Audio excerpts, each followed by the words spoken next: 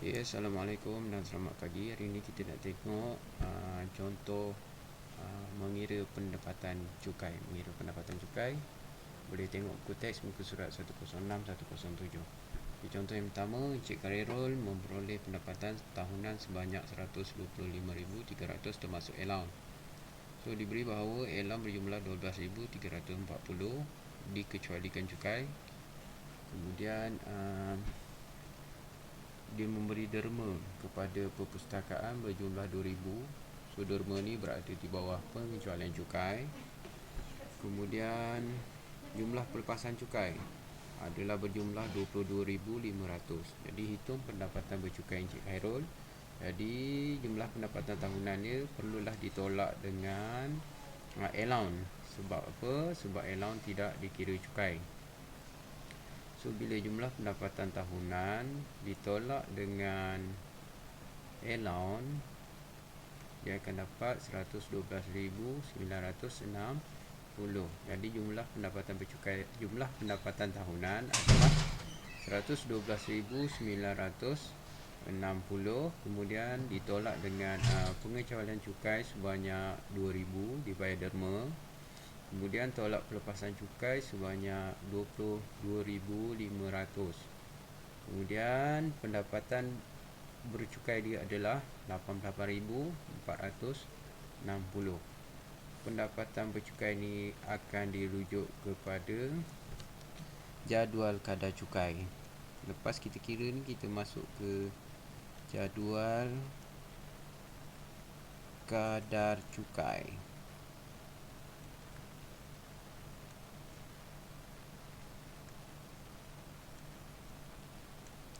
Okey, kita akan refer kepada jadual kadar cukai. Kemudian lambat pula. Kemudian kita tengok contoh nombor 2. Contoh nombor 2. Ashraf mempunyai pendapatan bercukai sebanyak 47,531.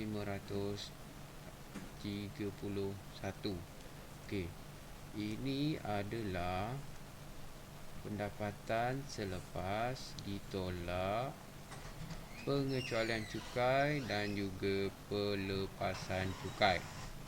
Dia dah tolak dah. So itu sebab namanya pendapatan bercukai.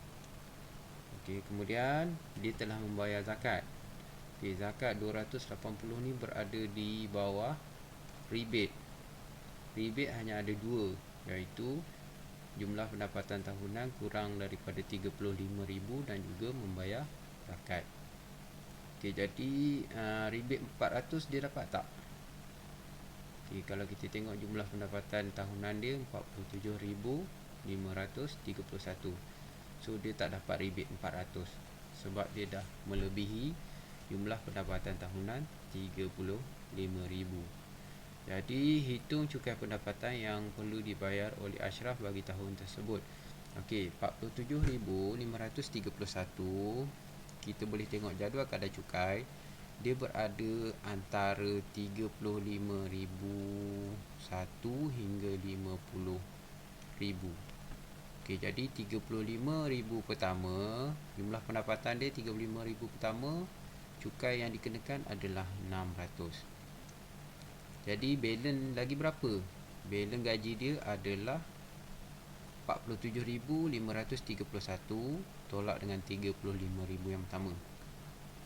So balance dia lebih kurang 12,531. So kita darab pula dengan 8%. 8% ni mana datang? Ni 8%.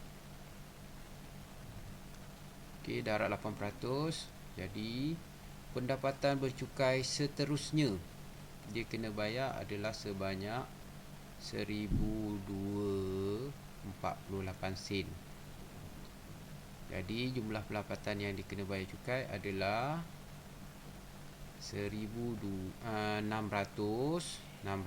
untuk 35,000 pertama ni. Lepas tu baki 8% lagi dia kena bayar Kemudian dia bayar rebate. Dia dapat rebate, dia bayar zakat. So dia dapat rebate. Jadi 600 tambah 1002.48 tolak rebate. Jadi cukai pendapatan dia adalah sebanyak 1322.48. Ini adalah cukai pendapatan yang perlu dibayar oleh Encik Ashraf pada tahun 2020. Okey, boleh faham Kemudian contoh yang ketiga. Encik Chan mempunyai jumlah pendapatan tahunan sebanyak 52,770. Okey, ini jumlah pendapatan tahunan, bukan jumlah pendapatan bercukai. Maknanya dia belum tolak lagi dengan pengecualian cukai dan juga pelepasan cukai. Okey, beliau telah menderma sebanyak 300 kepada suatu badan kebajikan yang diluluskan oleh kerajaan. So 300 ni berada di bawah pengecualian cukai. Okey, kemudian pelepasan cukai. Okey, ni pelepasan cukai yang dia buat. 300 ni adalah pengecualian cukai. Ni pelepasan cukai. Perbelanjaan, persendirian ataupun untuk ahli keluarga. Okey, jadi hitung cukai pendapatan yang perlu dibayar oleh Encik Chan. Okey, kita kena kira dulu pendapatan bercukai.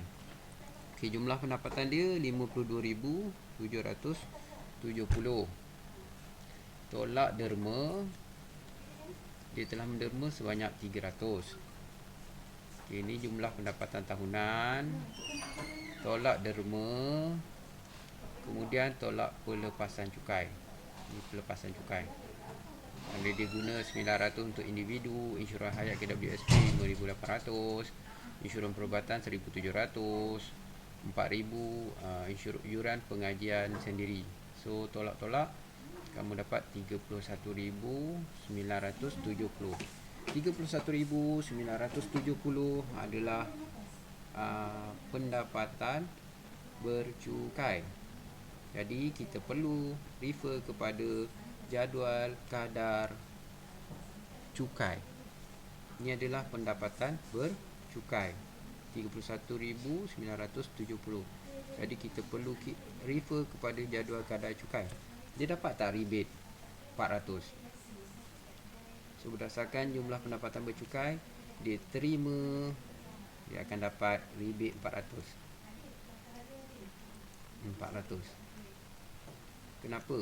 Sebab gaji dia kurang daripada 35,000 tahunan setahun. Kurang daripada 35,000.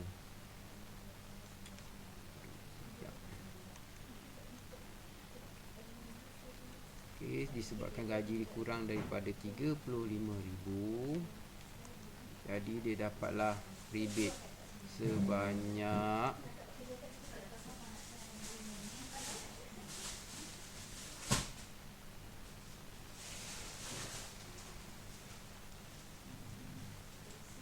RM400.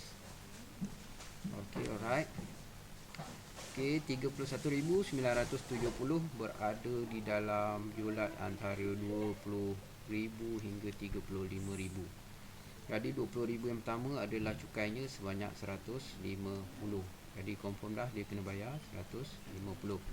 Kemudian balance bakinya adalah 31,970 tolak dengan 20,000, dia akan dapat lebih kurang 11,970 darab dengan 3%. 3% mana datang? Okey, 3% kat sini. Okey, darab 3%. Jadi jumlah pendapatan seterusnya dia kena bayar adalah 359.10 sen. Jadi jumlah cukai yang dia kena bayar adalah sebanyak 150 tambah dengan 359.10 sen. tapi dia dapat rebate cukai sebanyak 400 kerana gaji dia, jumlah pendapatan tahunannya kurang dan sama dengan 35,000. Jadi cukai pendapatan yang perlu dibayar 150 tambah 359 10 sen, tolak rebate 400. So jumlah cukai yang perlu dibayar adalah RM109.10. Inilah cukai yang perlu dibayar kepada LHDN. Encik Chan perlu bayar RM109.10. Okey, itu saja untuk contoh 1, 2 dan 3. Okey, terima kasih.